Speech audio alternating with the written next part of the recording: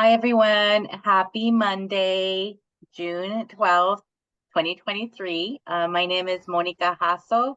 I will be your host for today.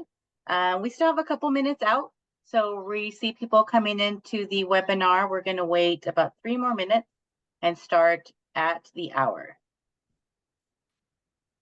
Feel free and let us know in the chat where you're coming in from. I am in the Sun City, which is El Paso, Texas, where we will enjoy about 90 something degrees today. Thank you all. Oh, Orlando, yes. Oh, Miss Courtney, I didn't know you were in Orlando. Yeah. I'll be there next month. Oh, good. Yes, I'm preparing. I see Coachella Valley in California. I know it's hot there too. Thank y'all. South Carolina. I'll be there July 1st. Charleston. Awesome. Thank you all for chiming in.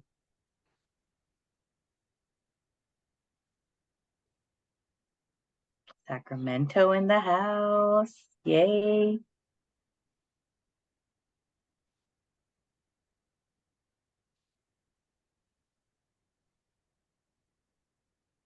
All right, and I'll take a moment to just remind us to please put yourselves on mute, eliminate background noise as we enjoy today's webinar. I see Ohio in the house, Bowling Green. Very nice. Thank you all for joining us today.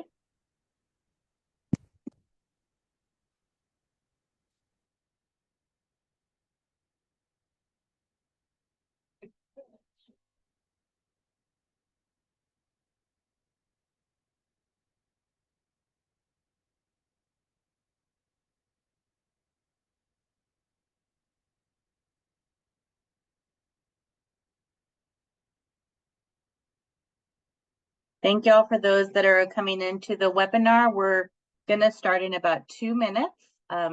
Feel free and let us know where you're calling or where you're coming in from, where you're listening to us from in the chat. You should see my slide up right now to start. And my name is Monica Hasso again. I will be your host today.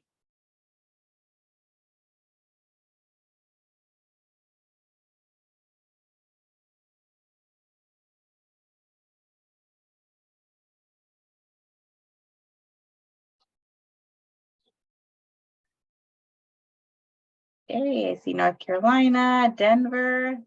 That's fun, Denver Zoo. Thank you all for joining. I remember being at the Denver Zoo for a winter event, which was, we still remember that because of course those winters are very different from our winters. That was fun.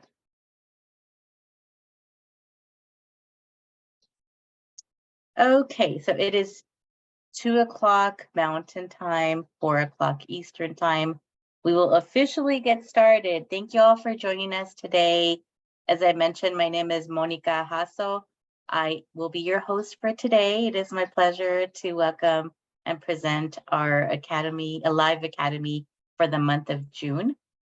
So I'm pleased that you all could join us for this webinar that focuses on the relationship between volunteer roles and well-being, using data to create mutually beneficial position descriptions with Ms. Courtney Tull presenting. We're very pleased to host this session. It is going to be 60 minutes long. If you can't stay past for the whole hour and you're a member, you can log into Alive's website and catch the replay later. But we definitely hope that you can stay for the duration of this webinar. So here is a look at today's agenda or overview. We're going to deal with some housekeeping notifications quickly, then introductions. Of course, we're all here for the presentation today, and we'll have time for questions and discussions afterwards. Please stay tuned at the end of the webinar to learn more about Alive Academy sessions for the remainder of the year or for the next month. If you're having trouble with audio visual today, you've got a few options. You can keep us streaming in video on your computer, but call in from your phone for audio only. If you're having trouble with your bandwidth, which I know does happen to a lot of us sometimes, try calling in by phone. That should help. Any other tech support questions you might have in the chat box for presenters only, and Gretchen will help sort those out. Thank you, Ms. Gretchen, as always. Speaking of the chat box, I think you can talk to all the attendees as we chat. Make sure you choose that function first. Otherwise, you're talking to Ms. Gretchen and I only, and we want to encourage you to chat with each other, share your experiences. We will also, of course, be monitoring questions as we go along. So I could not be more pleased to introduce our presenter, Ms. Courtney Tull, today. Courtney Tull is an experienced leader and presenter specializing in volunteer management, community engagement, and social science. Ms. Courtney earned the Delaware Service Impact Award from the Governor's Commission on Community and Volunteer Service in 2018 as a result of her AmeriCorps service. She has completed extensive research on the relationship between volunteer roles and well-being, and has presented her findings to various audiences across the United States. Courtney recently relocated to Orlando, Florida, where she enjoys getting to know her new community, sitting on her balcony to read and look for new healthy recipes, and caring for her guinea pig. But guinea pigs, plural, that's even funner. I will now go ahead and turn it over to Ms. Courtney, and we'll get started with the presentation. Hi, thank you. Let me share my screen and get set up. I'm happy to be here. Okay, you can see my first slide, correct? Yes. Okay, awesome. Thanks for the introduction, and it's always really nice to be in the same room with like your people. I see some familiar names, so hello to everyone who I've met before and everyone who I have not met before. I love being around other leaders of volunteers because it's so often that we're the only volunteer management person in our organization, right? So no one understands always what our days are like. And I served as a volunteer program manager for multiple organizations. But what I'm going to talk about today focuses on what I did when I was working with Sussex County Habitat for Humanity in Delaware. And I'm telling you that because I was able to conduct some in-depth research about the relationship between volunteer roles and well-being based on a Habitat for Humanity volunteer population. So that data helped me to strengthen my own volunteer program and introduce even more people to our mission. It helped me to expand our volunteer roles a little bit and the way that we would recruit volunteers and approach that recruitment. So all of this information can be applied to any organization and a variety of volunteer roles that we all are engaging with. So this volunteer related research that I did, it actually led me to a full-time research position with Habitat for Humanity International. So I feel so connected with the volunteer world, and I love talking to professional groups like this. The agenda for this session is just to talk about what we currently know about volunteer populations. I will note that my research was specifically focused on an older adult population, but much of what I am going to say today really applies to volunteers of all ages and from all different organizations and positions. And I'm also going to go through the research study that I designed and conducted, so you can think about maybe how you would do some research in your own position and what might help your volunteer program continue to grow. So I'm just sharing my experience, and hopefully it can be of some assistance or interest at least to some of you. I like to show this slide because it shows that I served in AmeriCorps and I literally had no idea where this would lead or how much of an impact the volunteers would end up having on my own life. So the first photo of a little bit younger me, I went from serving a 300-hour summer AmeriCorps term to a full year commitment of AmeriCorps service. And then I went from that to managing a volunteer program, supervising AmeriCorps national members, VISTA members, NCCC members, and then researching volunteers to where I am today. So the first thing I want to ask is thinking about your own volunteer roles that you offer in your organization. What role or type of volunteer role would you personally sign up for? If you weren't working at your organization or in the position that you're in right now, what do you think would attract you to a certain volunteer role or a certain position? If there's a position that comes to mind, feel free to put it in the chat. I know we're all from different organizations today that have different experiences and volunteer opportunities. So if you want to engage in the chat and just, maybe say a volunteer role that comes to mind that you might like to serve in. I see, okay, a baby buddy in the NICU, a reading buddy. Nice. Are there any others? I'll give you a second to kind of think about it. We don't always think about how we would serve because we're so busy recruiting people to serve with our organizations. In the waiting room, information, gift shop sounds fun. Victim advocate. Volunteering with the otters. Okay, that sounds like something I want to do too. Okay, yeah, so thanks for including those. Now, think about it a different way. So think about your personal skills or your favorite thing to do outside of work. What type of role would you want to volunteer for now? Is it different from what you originally thought about at your organization? Is there a role that's not available at your organization that you think you personally would be really good at? Maybe things like photography. Do you like art? Do you like to paint? Are you a really good cook? Do any of those things come to mind as a volunteer role you might like but might not be available? I'm going to move the chat box off of my screen for a second. Thanks for kind of just thinking about that and putting yourself in the volunteer's shoes. So we are going to move on and think about well-being a little bit. So well-being is measured by life satisfaction, things like feeling a sense of belonging to the community, but it also can include things like physical wellness. So thinking about well-being, this is what I learned about older adults. And again, I just want to mention that my particular research did focus on older adults, and the reasoning behind that was because older adults, maybe they've transitioned from a full-time job, they have more time on their hands, and then they're also in a position where they could potentially be facing things like physical deterioration or mental health issues. And maybe if they're not working anymore, then they have a more sedentary lifestyle. And then those types of things can sometimes contribute to a poorer quality of life. And it is known that aging adults are at a greater risk for things like depression and anxiety, and they can develop physical challenges with walking and other chronic conditions.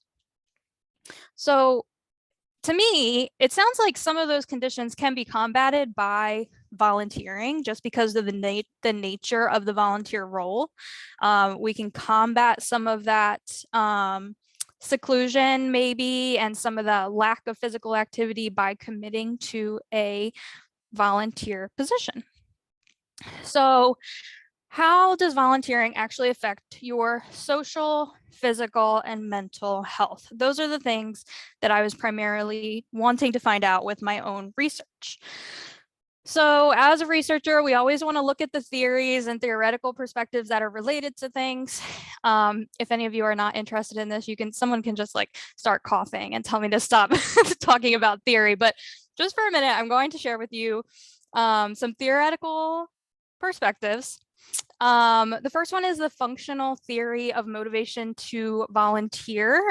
So that's by a couple of researchers, Gil Clary and Mark Snyder. So this is all about why people would be motivated to volunteer at all, and what's the process that people go through before they actually decide to volunteer. So according to this theory, this is what happens. People first will seek out a volunteer opportunity. And then second, they'll deliberate about whether or not they're actually going to follow through. And then third, they will think about the extent of their involvement and how those volunteer activities will fit in with their own needs. And then after those three things, then they're going to decide if they want to devote their time and energy into volunteering. So is kind of intense, but this is just like a natural human process that we'll go through. We just think about these things. We might not say, okay, 1, 2, 3, like, how is this going to fit my needs? And do I really want to commit? But internally, those are kind of the processes that people go through. The second theory was created by Victor Vroom in the 1990s. And I'm telling you his name in case you know who he is, because a lot of times we think about these theories being created back in like the 1800s or something, and all these sociologists are like crazy in a dark library with dusty books all around them. But actually, Victor Vroom is still alive today. He's 90 years old or around there, and he's affiliated with Yale University. And he's written about this theory, and he's written books about human motivation. So I just thought that was an interesting fact. But anyway, expectancy theory, you can probably guess. It's about what people expect to get out of an activity, what they can expect the outcomes to be, and if they personally value what they think they can get out of an experience, like volunteering. And then the last thing I'll mention on this slide is psychologist Erik Erikson. He talked about what people want to get out of their later years of life.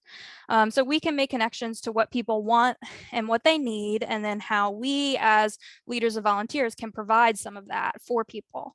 And just the last fun fact that's kind of nerdy is Erik Erikson actually coined the term identity crisis. So I thought that was kind of cool, because we want to try to help people avoid an identity crisis, especially once they retire and maybe have more free time to volunteer. People can slip into kind of an identity crisis, like they devoted all this time to raising their families and working, and now they have this huge shift in life, and maybe they have less things to do.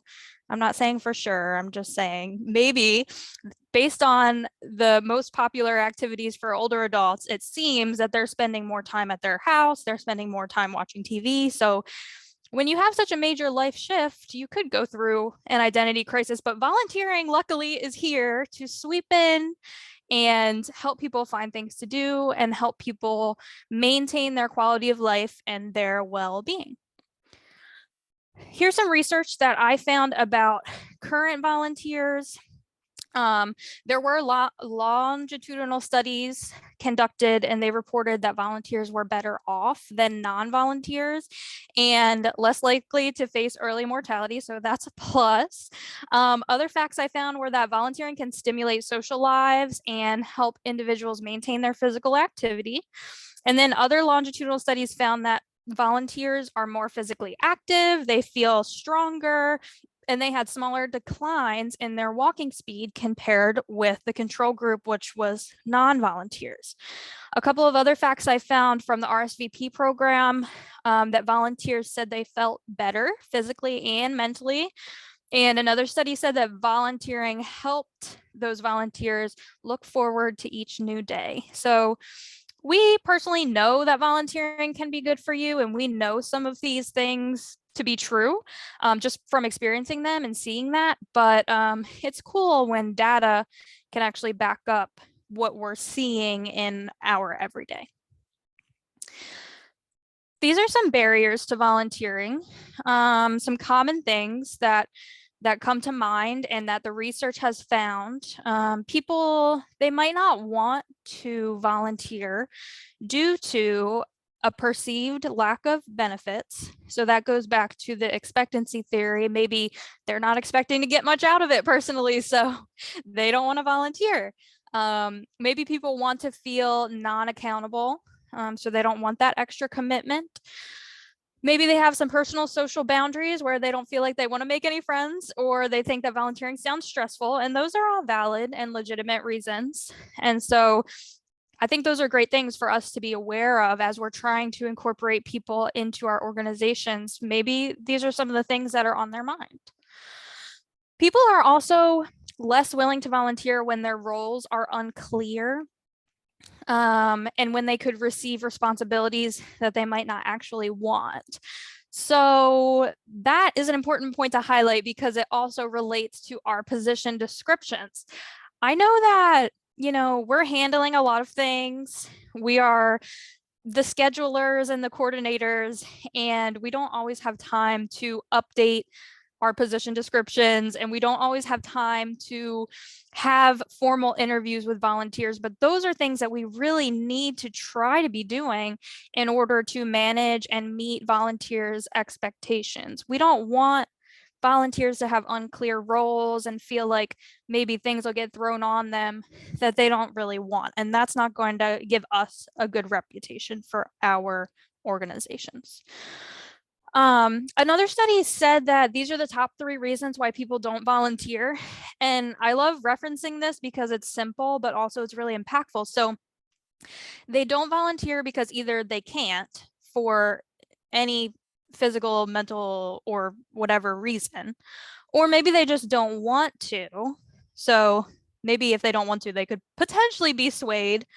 Or the third reason is because nobody asked them to. The fact that that reason got brought to the top 3 reasons that people don't volunteer, that is just crazy and really significant to me, because literally it's in the top 3. If nobody asked them to volunteer, and here we are as volunteer managers, and sometimes I feel like I was begging people to volunteer, like, please, what can I say to help you relate to the mission and recognize that we really need help? What could I possibly do? But then we have this reason that nobody asked them to. So I just think that's really interesting and something that we can think about and even try to do better. I know it's hard to talk to thousands of people one-on-one, but when we're seeing that that's one of the primary reasons people don't volunteer, it's something we need to think about. And I will note that this specific list came from a research article in 1995, so I know it's dated.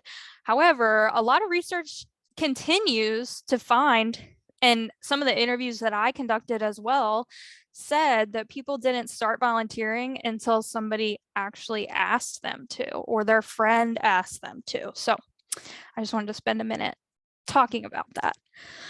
So now we're at the point where I'm going to talk a little bit about my own. I am a researcher, and so I just appreciate like thinking through the research, because maybe if I verbalize it, it could make it feel more approachable for any of you if you find an interest, or if you think that it could help strengthen your program. So my personal study was designed again for Habitat for Humanity volunteers. It was only based in the United States, and volunteers had to be a present volunteer, meaning they had a shift at least one time in the month or more. Most volunteers volunteered more than once in the month. So it was very regular volunteers that my study was based on. If you're on LinkedIn, you should follow it's the NCVO, the National Council for Voluntary Organizations. So this is an organization over in the UK, but they always do a time well spent study, and their newest research is coming out really soon. They've been posting on LinkedIn that they're going to share their research. But I really appreciate this organization because they let me borrow their survey instrument, the time well spent survey, and adapt it so that I could use it for my specific volunteer population. Now, it is in the UK, so the language was a little bit different. I had to kind of adapt some of their questions so that it was just readable and approachable for people in the United States to answer. But their survey instrument was already tested on tons of volunteers to see if volunteers in the UK felt that their time volunteering was well spent. So I just wanted to mention that. That's a great organization. And then I also used SurveyMonkey. So I just had the free version at first of SurveyMonkey, which is, you could definitely use that in your own organizations, something approachable like that. Google Forms is something you could use to collect your own data. You could use Microsoft Forms. I've used all of those things, and they're not as scary to use as you might think. They're pretty intuitive, the way that you can, make up your questions, type them in, and then you just have a link that you can send to somebody. You can test out your questions with a coworker to make sure all your questions are understandable, and make sure that what you're getting out of your questions, the responses, is going to be usable for you. These were my own research questions. Again, it relates to those theories that I was talking about. So what motivates people to volunteer? Do they think there's a relationship between their volunteer role and their well-being? And is there a difference between volunteer roles and well-being? And then also, how can Habitat for Humanity and other nonprofits better develop and advertise their volunteer roles based on the data that we find? So this is the content areas of my own survey, but if you're designing a survey, then these are some great things to think about including. You can gauge the involvement of your volunteers and their personal experience volunteering with you, maybe the impact they feel that they're having on your organization and vice versa, and then also measure their satisfaction and demographic issues as well. So what motivates seniors to volunteer? This is specific data from my research. This is what I found. So these are the top 5 answers of why people started volunteering. They wanted to help people. The cause was important to them. They saw a need in their community. Number 4, they thought it would give them a chance to use their existing skills. So that's something personal that they thought they would get out of their volunteer experience. And 5, they had spare time to do it. So that is kind of backing up some of the research I found about the ways that people are spending their time once they retired. People are saying they had spare time in other research, and then that aligned with my own research as well. They had spare time. So this is, again, the second research question.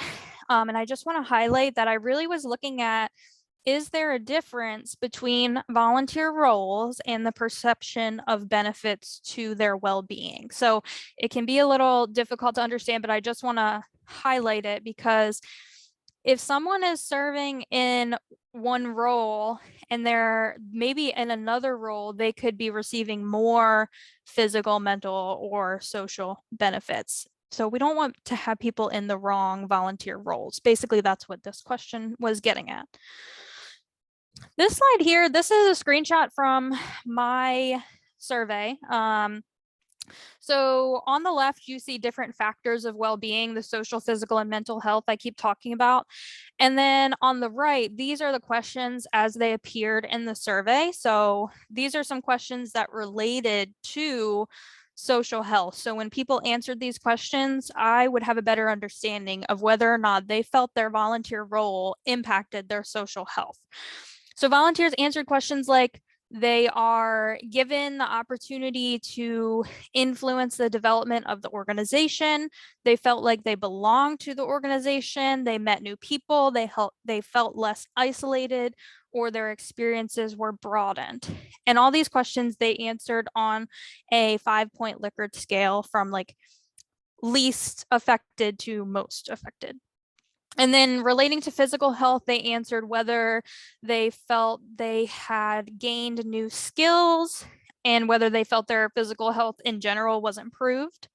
And then for mental health, they answered whether it was important to receive recognition, whether they felt like they were making a difference, whether they enjoy their volunteer role, whether they felt their role gave them more confidence, whether in general it improved their mental health and well-being, and then also whether it gave them a sense of personal achievement. So I wanted to show this because these questions, again, they were validated previously, like that organization I was telling you about, the NCVO, they already tested all of these questions on volunteers. So I brought them into my survey as well. So I just wanted to give you kind of an example of what some survey questions could possibly look like if you're looking to learn about some of these same things. The results from those specific questions, again, on the left, we have that social, physical, and mental category. And I don't need to go through and explain all of this, but the important part on this slide is the column that says whether it was significant. So once I collected the survey data and analyzed it, I was able to run some statistical tests to find out if there was, in fact, a significant relationship between volunteer roles and their social, physical, and mental health. So you can see for social health, yes, there was a relationship. It was significant. So that means volunteers felt that their role provided either more or less social gain based on the role they were serving in. Same thing for physical. They felt that their physical health depended on, in a way, their volunteer role that they were serving in. For mental health, there was no found relationship. And what that means is it doesn't mean that their volunteering does not play a part on their mental health. That's not what it means. It means that the volunteer role didn't matter when it came to mental health because everybody responded similarly and they all felt that their mental health was positively impacted by their volunteer role. So we saw very similar responses for mental health, meaning the volunteer role, no matter what role people were serving in, they all felt kind of the same. But for social and physical health, different people in different volunteer roles gave us different responses about how much they felt their social and physical health was impacted by their role. I'm sorry for all the charts. I think this might be the last one. I guess I need to like look at myself as a researcher because this might be a little overwhelming. But the last chart, this was based on the follow-up interviews that I did. So I started out with a survey. I got about 300 results, and then I did a random selection to follow up and do some interviews so that I could see if my survey results were consistent when I actually talked to people face to face.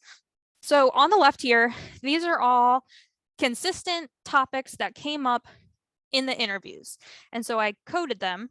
And so I was able to just count, basically tally up the number of times people talked about negative or positive effects on their social, physical, and mental health. And then at the bottom of this chart, the number of times people said that they began volunteering immediately after retirement to fill time. And if you'll remember, other results from the survey said people had spare time and that's why they started volunteering. And then also whether people mentioned that they wanted to use existing skills that they had or whether people wanted to learn and use new skills in their volunteer role. So all of this was consistent with the survey results that I received. So I'll start right in the center of the chart. So if you see where it says negative effects on mental health and there's a big 0. So that means nobody said that their volunteer role had any negative effect. And of course, that's a great thing. That's really good. So nobody had any negative effects on their mental health, but they all said they did have positive effects. So that's why a couple of slides ago, where it said the volunteer role was not significant for mental health, that's why, because everybody said the same thing. They all said it was a good thing for their mental health, but nobody said it was a bad thing for their mental health. Now, that is also why for at the top of the chart, negative effects on social health, positive effects on social health. There were varying responses because depending on the volunteer role that people served in, some people said that their social health was affected more than others. Same thing for a little bit farther down, right underneath social health, there were some negative reports about their physical health, and there were a lot of positive reports about physical health. So based on the volunteer role that people were serving in, they felt they were getting great physical health outcomes, but then some people said, my physical health is not really affected by my volunteer role. And this brings me kind of to the end section of the presentation about what do we even do with all this and why do we even care? And so as volunteer leaders, what do we do with this data and how can we either improve our organization, improve our departments, and how can we reach more people, but also provide them with an experience that is beneficial to their well-being? This is a quote from research that I found.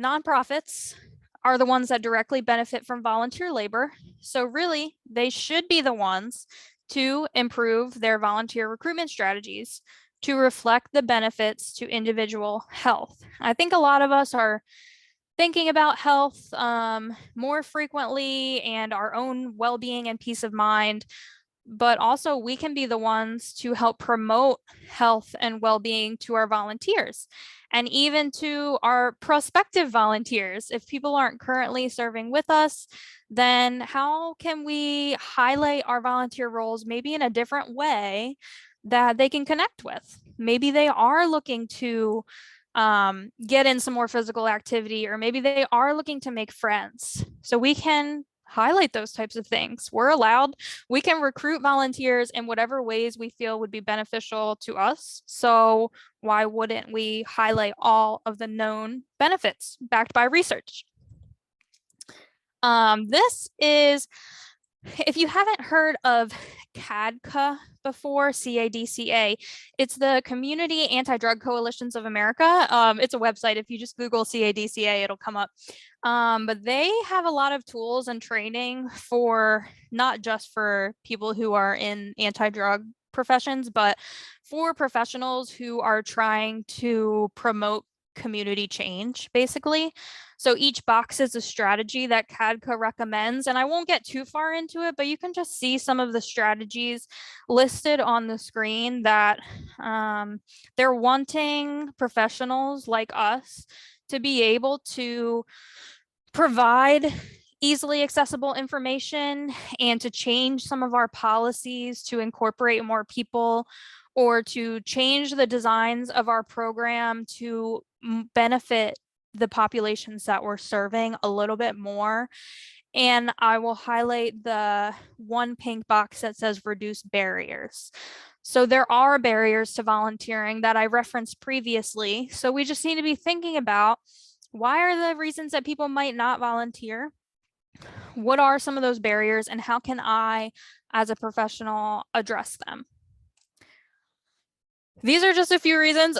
So to reduce barriers, we can explain the requirements of the volunteer role in our position descriptions and verbally, of course, but you know, that was one of the reasons people don't volunteer, is because they don't want to accidentally have this commitment and they're going to get random things thrown on them. So we can explain the requirements and be very clear about what the role is. We can be flexible in scheduling, and I know you've all heard this before, but again, it's just good to say things like this so we can be reminded about how we can meet the needs of our volunteers and meet the needs of our prospective volunteers. And then another barrier, especially for different populations, recruiting different populations, we could work with community centers to reduce some of those barriers, like maybe transportation to the volunteer opportunity is a barrier. So how can we work with other community centers to reduce some of those barriers and meet the needs of all populations? We can also highlight the mutual benefits, as I was saying. So talk about, of course, talk about how does this role contribute to the mission of the organization? Because everybody comes to volunteer because they want to feel good, they want to do something for the community, but also highlight the benefits like physical activity. Say, hey, if you're going to volunteer with us, you might be moving some furniture, you might be cleaning or bending and lifting or building a house, and those are physical things. So that could potentially be a really good perk for volunteers looking to get more activity. You can also say, hey, we have some really cool volunteers and they really want to make more friends, so why don't you come join us? So just be transparent and highlight those things that maybe we're not always verbally saying. And then engage more people. So just think about creative ways and allow individuals, think about that question I asked you in the very beginning, like what skills would you want to bring to the table? If you were going to volunteer, what would you want to be doing? So how can we do that for other people? If there's not currently a volunteer position that exactly fits with your new volunteers, maybe they have a really great skill that they could contribute to their organization.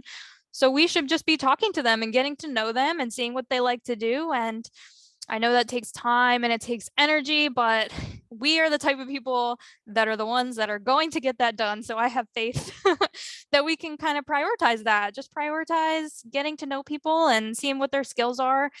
And ultimately, that is going to provide benefit to your organization. we're at the end. If anybody has any questions, I haven't looked at the chat recently, but data is good. Thank you. Yeah, I guess that's all I have to say. Follow me on LinkedIn. I did a couple of podcasts, which was really fun to record, and I wrote an article here and there, and they're posted on my LinkedIn. So if you feel like following me, you can read those random things that I write and post. So, but I really want to thank you all for staying until the end, whoever ended up staying until the end and listening to me ramble. It was really great kind of talking about this again, and I love to share my research. So thank you so much. Thank you, Miss Courtney. That was awesome. I learned a lot, and you're getting great comments on the chat. Yay. Yeah, very good comments. Anybody have any Laura, questions? thank you. Please feel free and type in your questions. I'm gonna share my ending slides in the meantime. Okay. Let me unshare. Yeah. All right, let's see. There. Thanks for the comments. I appreciate it. Lots of love. Yes, no, that was great. Thank you so much, Courtney. We appreciate your time today. Absolutely. It's an important topic. I think we all can relate, and we're pleased that you could share your practical knowledge, your research, your journey with us. For everyone on the call right now, on this webinar, we'll head into questions and then some announcements. So I am going to look and see if there's any questions. This is Gretchen. I have a question. Were there any surprises here for you, Courtney? And just in terms of when you were in your role of managing volunteers, any light bulb moments? Well, I think the main thing was when I was doing the interviews, a lot of people accepted my invitation to conduct an interview, but they didn't want to answer any of my questions. They wanted to complain, for lack of a better word.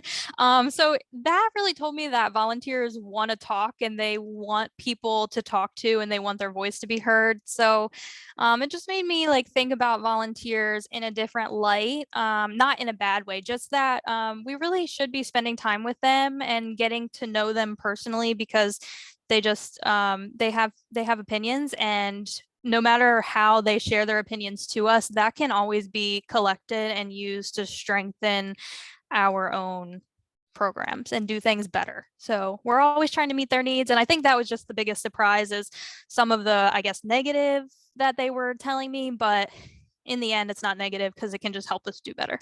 But that's a good question. Yeah, I so agree, Courtney. I've often felt that it's when they don't speak up, our volunteers, that really worries me. As long as they're speaking up, there's still room for communication. We have another question from Ms. Kelsey. What's your opinion on open-ended questions versus other forms of responses when conducting surveys? Yeah, I guess if you're measuring very specific variables, then I think that's when multiple choice can work really well, because it'll help you get clear responses and everyone will be able to kind of be pushed to select the most fitting response for their situation. However, if it's a survey and you're really looking for a wide variety of opinions, you always could have open-ended or have your multiple choice and then leave a comment box. I do that a lot. And then at the end, you can just, and when I say coding, I don't know if everyone's familiar with that term or not, but you basically look at the trends of the words that people are typing and telling you. So you see how often people are saying the same thing, and then you code it and you group it together. So either way really works, but it just depends on what you're researching and what your intentions are. Interesting. Yeah, thank you. Mm-hmm. I may have to connect with you on an idea that I had for research. So that's great. Yeah, very helpful. Okay, any other questions from anybody before I move on to announcements? Thank you all for engaging with your feedback and your questions. This is Fulton. I'm sorry, I have another one. This is really because it's very interesting. And you said that the demographic, these were some older volunteers. And what are your thoughts on, maybe that, like a teen volunteer? Do you think that the results would be similar? I'm kind of thinking yes, especially with that piece was you know, they may also just want to complain and give their feedback without actually really answering the questions. That's just my gut feeling though. What do you think? Well, that's true. This research, it definitely could be conducted on different populations. I think some things would be different. But in general, in terms of human motivation, those theories applied to like all ages. So in your own development, your own reaction to things, our motivations tend to be similar no matter what age we are. So I think you're right. I think there could definitely be some correlations and some similarities if it was a teen volunteer. But again, the benefits of the volunteer role could potentially be increased for an older population because they're seeking opportunities for that physical activity that maybe they're not already getting in their daily life. So, but yeah, good point. Good point. Interesting. Yes. We have a question, Ms. Courtney, from Sunex eTalk. Do you see that one? Yeah, about social media. I'm not sure I understand the question completely. Ms. Sunex, do you want to unmute yourself and Oh, ask? are you talking about what my LinkedIn actually is, like my LinkedIn handle? Is that what you're asking? Or are you asking, do I use social media to do surveys? I'm not sure. Feel free to unmute yourself, Ms. Sunex, if you'd like.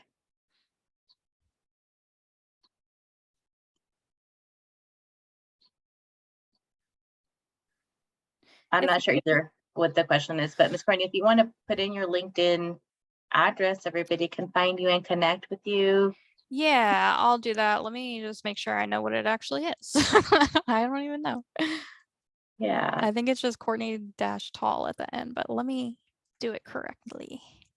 sure. Okay, Gretchen said that that is probably what they mean. Oh, perfect. Good, good. Okay, I'll put it in the chat in just a second. Okay, and then there is one more question from Ms. Tori. Would Okay. you do anything differently if you redid the survey? Oh, that's a good question. You know, we always feel like we would do things differently. I don't even know what to say about that. There's like so many things that once you do a survey and you launch it, you're like, okay, I really could have changed the wording to that question, or I really could have added more questions about physical health, because I don't know if any of you were thinking this, but when I put up the actual questions from the survey, there were only a couple of questions that correlated to physical health. So that was kind of maybe lacking. I did follow up and I got a lot of information about physical health in my interviews. So I kind of compensated there, but maybe that's one thing.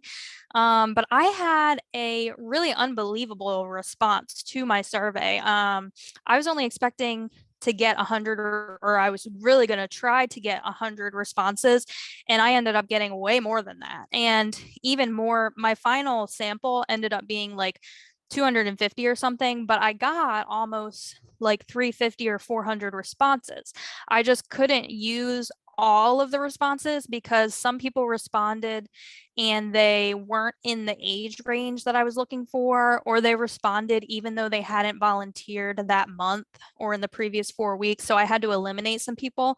But overall, I think I was really happy with my survey, and I was really happy about the relationships that I built with the NCVO, that organization. Just talking to them about the survey and getting their permission to use it, that was really valuable to me. But there's always things that you're going to want to do differently. Right. Once, you know, but that's a good question. Right. No, absolutely. Okay, that's all great. Let's see. Ms. Gretchen is saying you can send a PDF of your slide deck. Okay, to manager.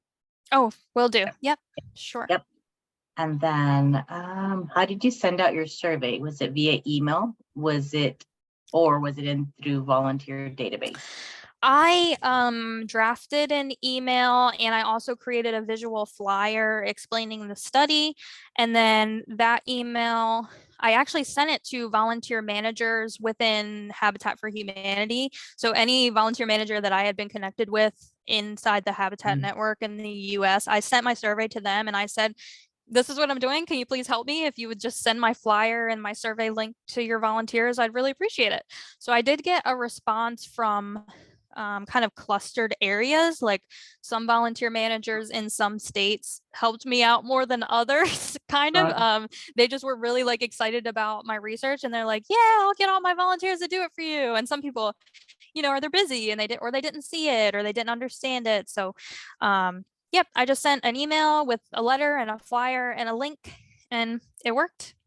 Nice. That's great. Yeah. And so next, Ms. Courtney did put her LinkedIn on there, so everybody connect with Courtney. Absolutely. All right. So any other questions for Ms. Courtney before we move on? This has been great, Courtney. Thank you so much for staying and doing question and answer. Oh yeah, that's kind of the fun part. So thank you all for your questions. I appreciate that. Yeah, I do have a question. What do you see next after this research and, you know, the results and impact and outcome you've seen? What do you see next, if anything, for this? Yeah, I was thinking that today because it's been a year since I conducted this research. And so I think it's time to look and see if there are more studies that have been done, because a lot of the articles that I was referencing were a little bit older. Like I was doing all this research a few years ago. So what has been done since then? It would be really interesting to dive into that. And you know, maybe consider other types of research or writing some more articles. I don't know. I like talking about it. I don't want to let all the things that I learned just kind of go away. Right. But I don't have any plans in particular, I guess I'll say. Okay. Nice. Yeah. Well, this has been great. Thank you so much. Thank you to everybody participating, staying with us, asking questions, giving feedback. Yeah. We only have a few more slides of announcements, and then we'll end for today. So please join us next month. I'm very excited. We're going to have Mr. Ian Adair speak to us for our July Alive Academy session. He is going to speak on addressing mental health and ending stigma in the workplace, taking the next step, moving from awareness to action. Very excited for this topic. Check out his book if you want to, you know, dive into that and ask questions about that when he joins us in July. The information is on the website for you to sign up for July's Alive Academy session. All right, so a couple of announcements related to Alive for us to keep growing and becoming the great peer-to-peer network that we are. Here is a breakdown of how you can join Alive, the different types of memberships. So you could join at the individual level as an agency or local association, or a pay what you can option, which I think is great. So you have the prices there, you have a little description. If you're not a member of Alive, please consider joining. If you are a member, volunteer positions at Alive are always open. Make a difference in the field by joining us. Getting involved in a committee is a wonderful way to build your own network while contributing to the national conversation about volunteer engagement. I know I've gotten a lot out of it this year. Right now, there are programs, marketing, and membership committees looking for new members. So reach out if you're interested in joining our work. Reach out if you're reach out if you're interested in joining. And I'm going to have the contact information here next. Here we go. There is our website. And of course, there's some scratch and information and the email that you can contact.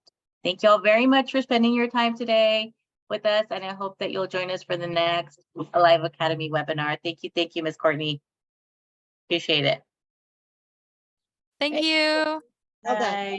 Thanks, everybody. Thank you. Bye.